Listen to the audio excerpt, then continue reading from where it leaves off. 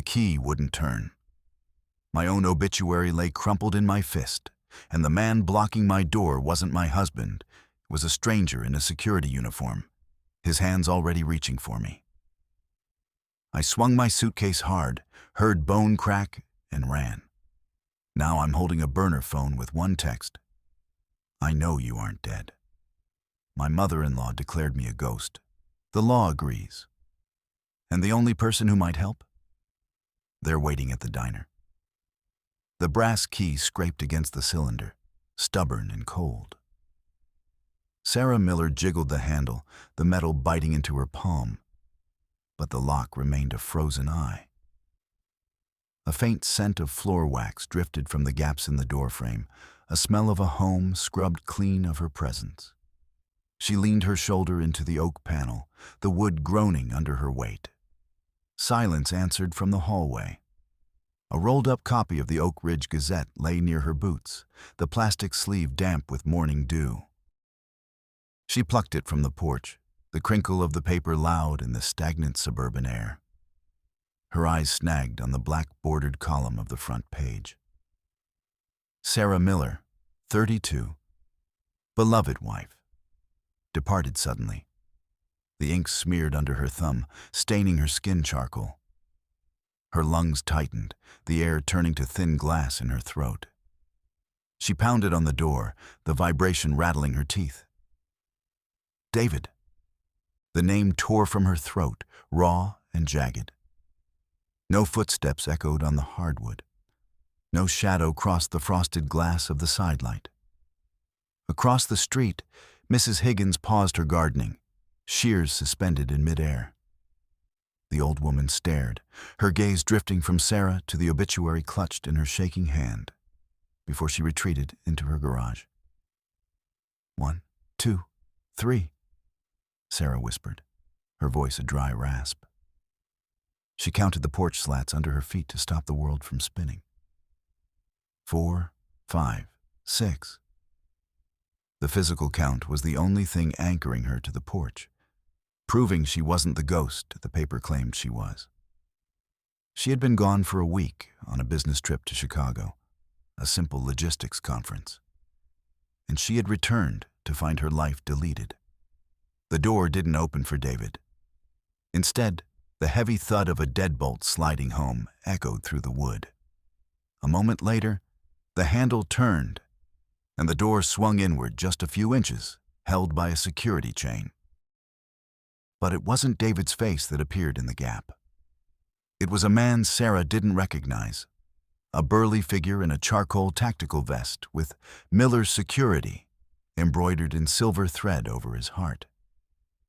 "You need to move along, ma'am," the guard said. His voice was a low rumble, devoid of empathy. He smelled of stale coffee and industrial-strength peppermint. "Move along. This is my house." Sarah snapped, her voice rising an octave. "I am Sarah Miller. I live here. Where's my husband? Where is David?" The guard didn't blink.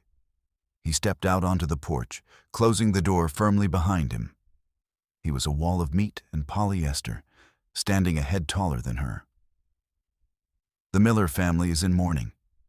We've been instructed to keep trespassers and lookalikes off the property. Eleanor Miller's orders." The mention of her mother-in-law sent a chill down Sarah's spine, more biting than the morning air. Eleanor. The woman who rotated 47 identical white silk shirts. The woman who viewed family as a brand to be polished. I am not a lookalike. Sarah reached for her purse, her fingers trembling. "I have my ID. I have my—" The guard's hand shot out, gripping her upper arm. The pressure was immediate and bruising, his thick fingers digging into her muscle. "I'm not going to ask again. Get off the porch before I have to remove you." "Get your hands off me." Sarah lunged backward, but his grip was a vice. The scent of scorched dust rose from the porch rug as they scuffled. He began to drag her toward the steps, his boots thumping rhythmically against the wood. Sarah's heart hammered against her ribs like a trapped bird. She wasn't going to let them erase her. Not here. Not on her own doorstep. As he pulled her toward the stairs, she remembered the weight in her left hand, her heavy, hard-shelled Samsonite suitcase. She didn't think. She reacted. She swung the suitcase with every ounce of leverage she possessed, aiming low. The corner of the reinforced plastic slammed into the guard's kneecap with a sickening crack. The man let out a choked grunt and his grip slackened. He buckled, his weight shifting as he clutched his leg. Sarah didn't wait. She scrambled down the steps, 1, 2, 3, 4, counting the rhythm of her escape. She sprinted for her Subaru parked at the curb, the engine turning over with a desperate whine before roaring to life. As she slammed the car into drive, her eyes snagged on the mailbox. A thick sheaf of envelopes was wedged inside, fluttering in the breeze. She leaned out the window, snatching the bundle in a jagged motion that tore the paper and floored the accelerator. The tires shrieked against the asphalt, leaving a trail of gray smoke behind. 2 miles down the road, Sarah pulled into the gravel lot of an abandoned gas station. Her breath came in ragged, shallow gulps. She tore through the mail she'd grabbed. Bill, flyer. And then, an official envelope from the state of Ohio. She ripped it open. Inside was a certified copy of a death certificate. Sarah Jane Miller, cause of death, blunt force trauma/automobile accident. Pronounced dead. Friday, 10:14 p.m. No, she whispered, the word disappearing into the hum of the car's heater. I was in Chicago. I was at the Hilton. I had dinner at a diner. She reached for her passenger seat, searching for her phone to call the police, to call anyone. But her leather tote was empty. Her iPhone, her lifeline, was gone. In its place sat something she didn't recognize. A cheap plastic burner phone, the kind sold at convenience stores for cash. It was vibrating. The screen glowed with a single, unread text message from a blocked number. I know you aren't dead. Meet at the Greasy Spoon, booth 4. Now. Sarah stared at the plastic device. The air in the car smelled of old upholstery and her own mounting dread. Someone knew. Someone was watching.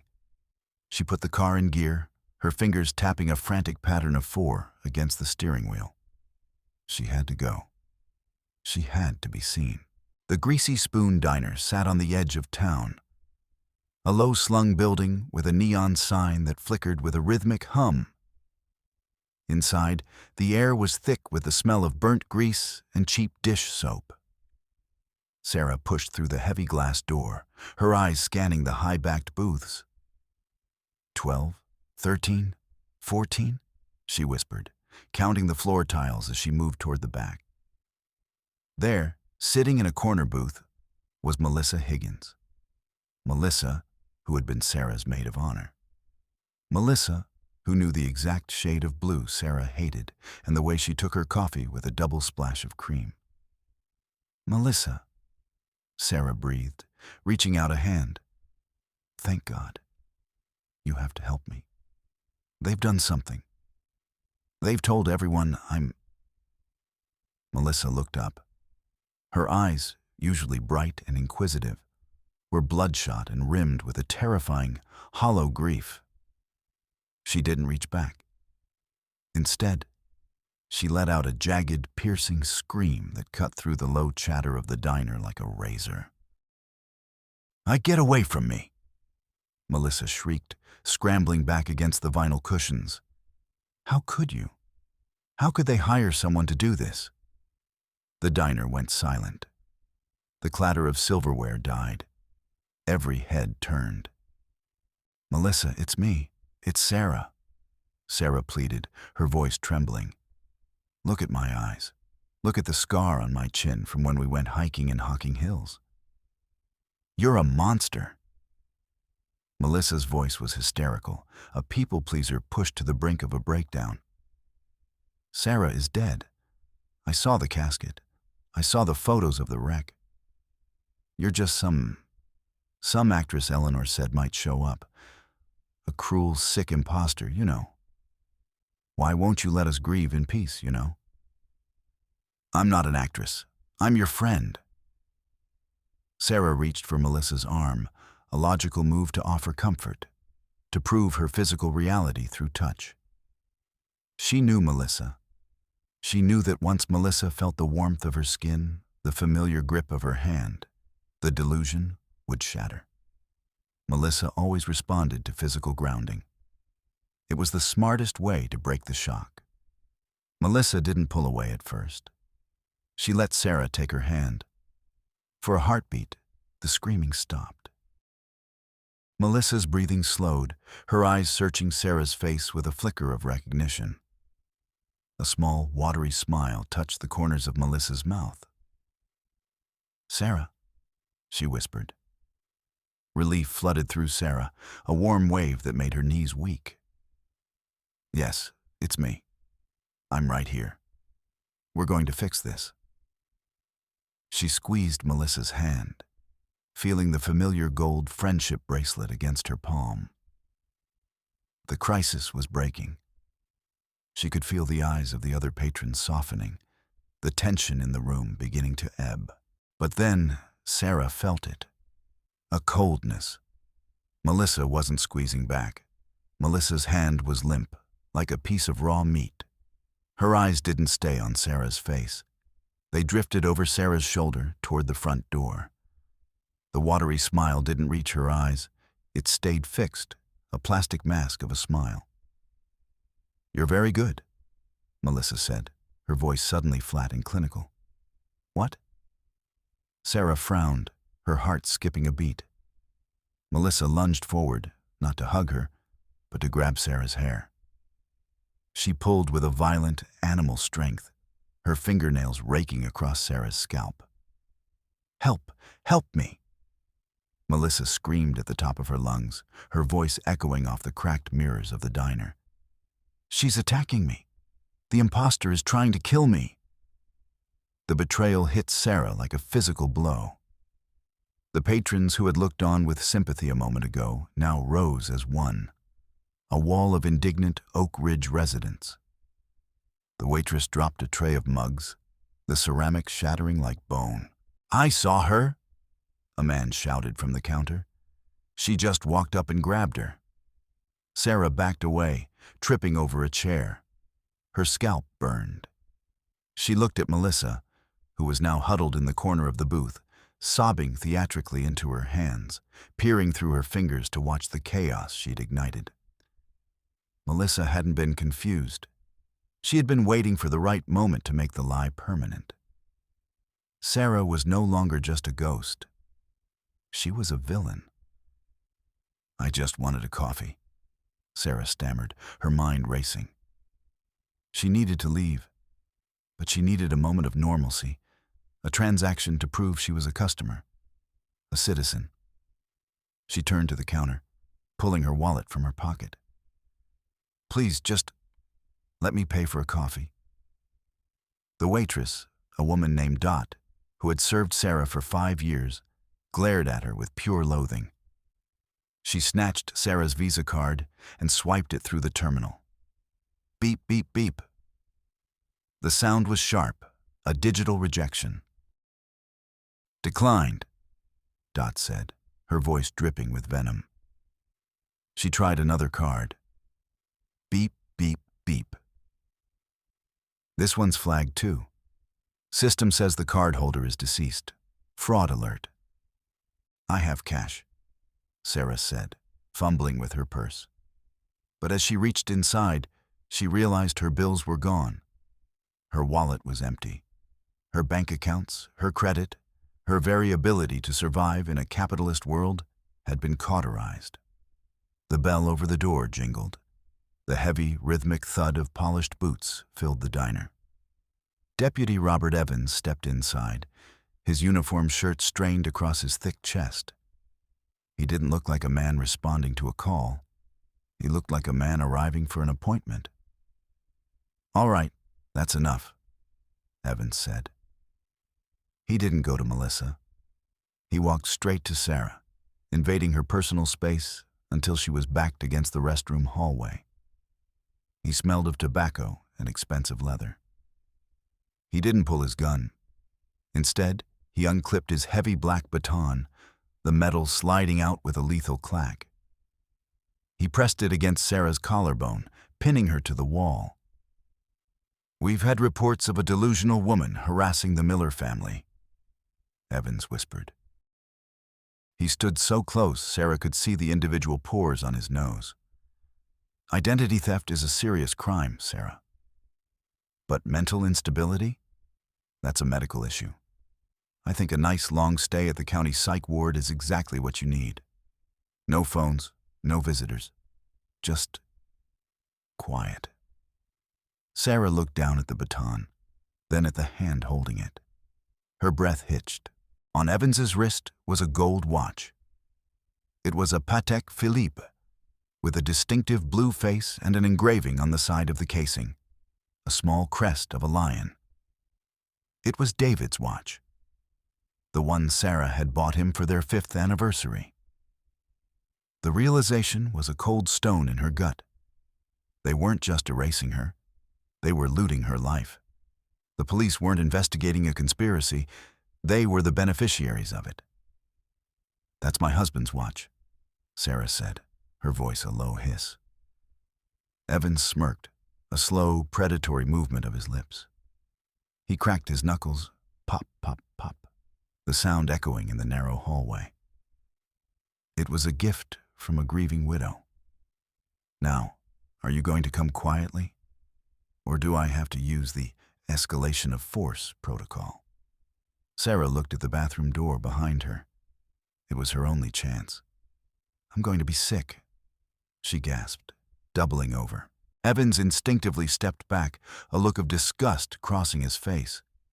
It was the opening she needed. She spun, slamming her shoulder into the restroom door and bolting the lock.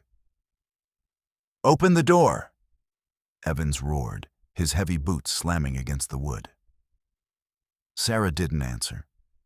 She scrambled onto the toilet tank, her fingers clawing at the latch of the high, narrow window. It was rusted shut, the metal biting into her palms. She shoved with everything she had, the glass rattling in its frame. Outside, the alleyway was a blur of gray shadows and rain. With a final, desperate grunt, the window swung open. Sarah hauled herself up, her coat snagging on a jagged piece of wood. She heard the bathroom door splintering behind her. One more hit and Evans would be through. She tumbled out the window, landing hard on the wet asphalt of the alley. The impact jarred her teeth, but she didn't stop. She ran. She reached the street just as the rain began to fall in earnest. A heavy, Midwestern deluge that turned the world into a watercolor of gray and black. She crouched behind a dumpster, her heart hammering a frantic rhythm. She pulled out the burner phone. The screen flickered. "You shouldn't have gone to the diner, Sarah. Now there are 20 witnesses who saw you attack a grieving woman. Very unstable, very dangerous." It was a trap. The fixer, Eleanor's man, hadn't lured her there to help. He'd lured her there to create a public record. In the eyes of Oak Ridge, Sarah Miller was a ghost, and the woman standing in the rain was a violent lunatic. The storm didn't let up. By nightfall, the streets of Oak Ridge were rivers of mud. Sarah bypassed the main roads, moving through the woods that bordered the Miller estate. She knew the perimeter. She knew where the security cameras had blind spots, or at least she thought she did.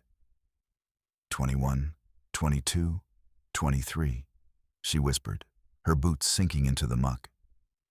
The rain washed the salt of her tears into her mouth. She reached the garden shed at the edge of the property. It was a small, cedar-shingled building where she used to keep her peonies. Now it was a sanctuary. She huddled inside, the smell of damp earth and fertilizer surrounding her. Through the slats of the shed, she saw the main house. The lights were low, glowing with a warm, amber hue that mocked her. And then, she saw him.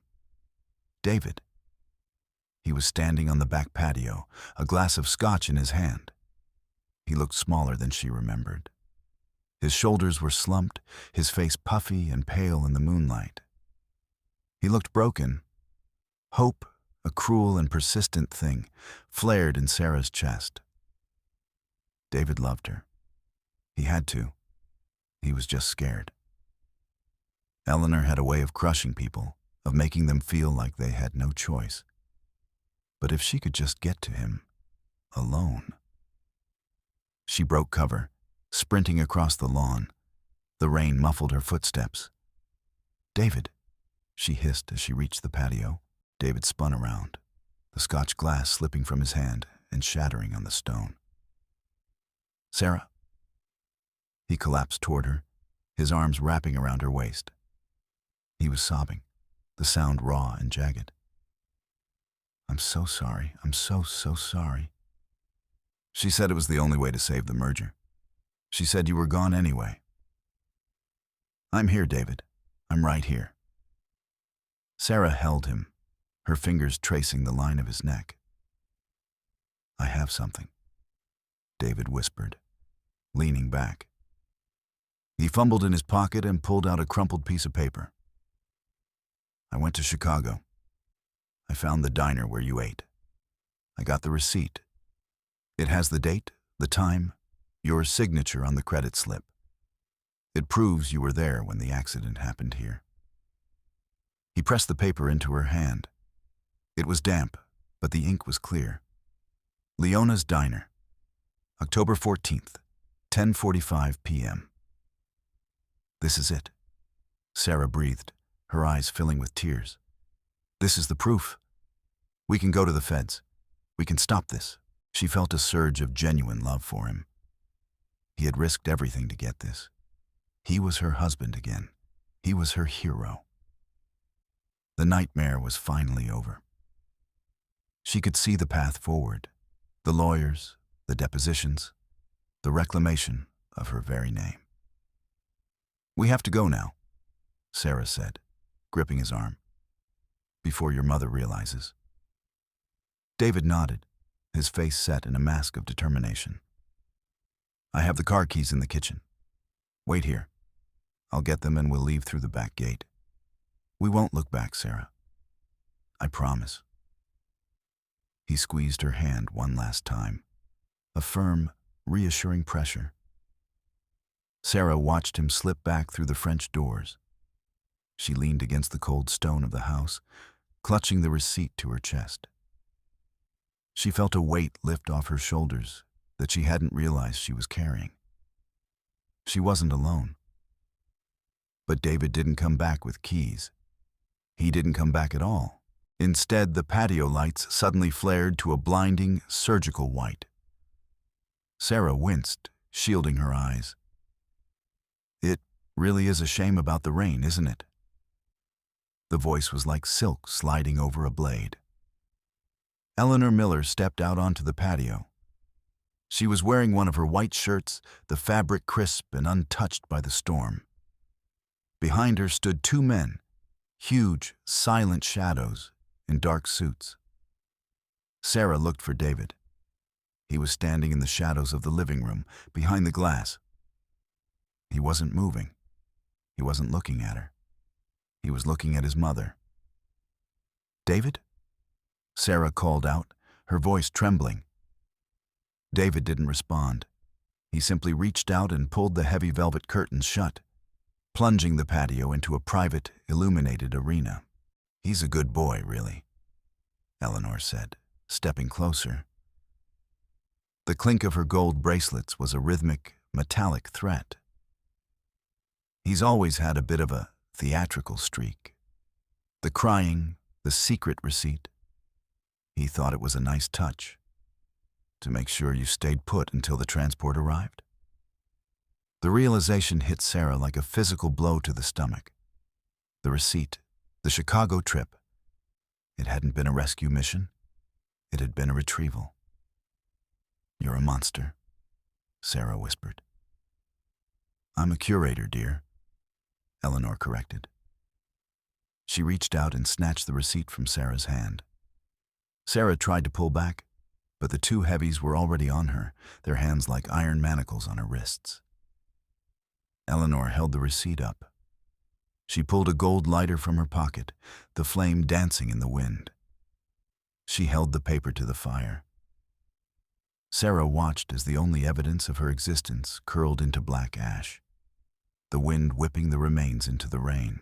"There," Eleanor said, brushing her hands together. "Now, let's talk about the funeral. It was lovely, by the way, very tasteful. We found a lovely John Doe at the morgue in Cleveland. Tragic fire victim, no dental records. He's currently resting in your casket, or rather, his ashes are. We had him cremated this afternoon. No body, no DNA, no Sarah." "You can't do this," Sarah gasped, struggling against the guards. The mud was slick under her boots, making her stumble. "I've already done it," Eleanor said. She stepped close, her breath smelling of expensive mint. "The world believes you are a pile of ash in a mahogany box. And tomorrow, the world will believe that a disturbed woman, a poor, broken soul who thinks she's Sarah Miller, has been safely tucked away in a private facility in Maryland. You'll have a very nice room, padded, of course, for your own safety." The guards began to drag Sarah toward the driveway, where a black sedan sat idling, its exhaust pluming in the cold air. "David!" Sarah screamed. "David, look at me!" But the house remained silent. The curtains didn't twitch. The man she had loved was gone, replaced by a hollow shell that said, "We," because he no longer had an eye. They threw her into the back of the sedan. The doors locked with a heavy electronic thud.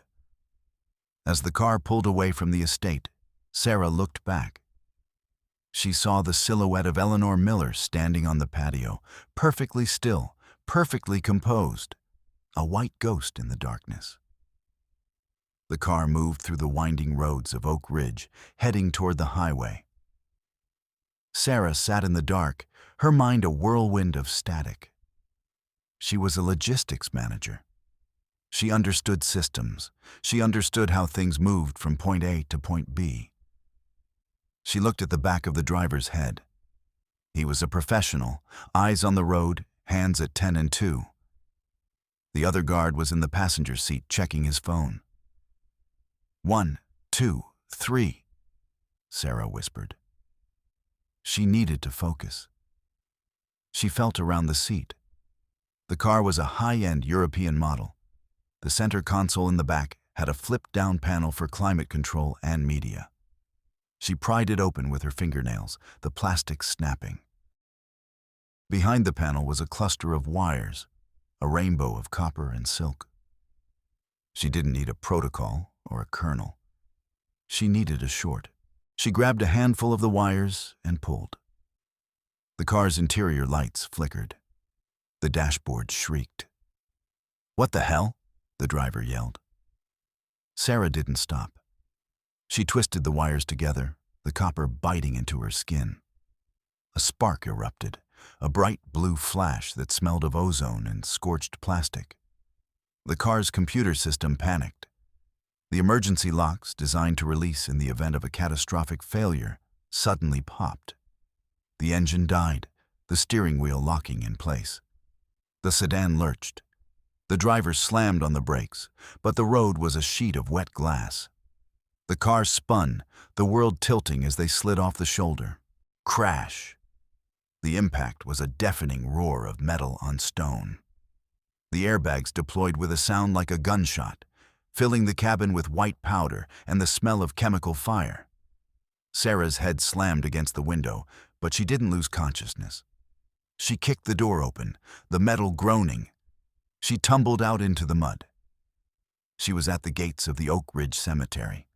The fog was thick here, clinging to the tilted headstones like a shroud. In the distance, she saw a cluster of black umbrellas. A gathering.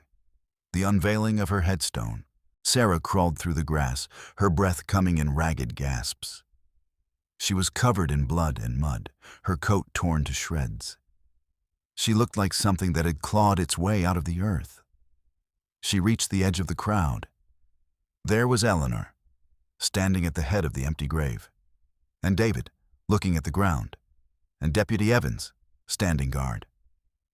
"Stop!" The word was a croak, but it carried through the silent cemetery. The crowd turned. Women gasped, some even screaming. To them, the woman stumbling toward them wasn't a person. She was a nightmare. "I'm here," Sarah shouted, her voice gaining strength. She looked straight at Evans. "And the state attorney general is going to be here soon, too." Evans froze. His hand went to his belt, but he hesitated. "What are you talking about?" "The receipt." Sarah lied, her voice ringing with a desperate, calculated confidence. "The one David found. I didn't just keep it. I scanned it at the gas station. I mailed a duplicate to the Attorney General's office in Columbus this morning, along with a letter explaining exactly what you, Eleanor, and David have been doing." She saw the color drain from Evans's face. He wasn't a loyalist. He was a mercenary. And mercenaries don't stick around for a losing battle.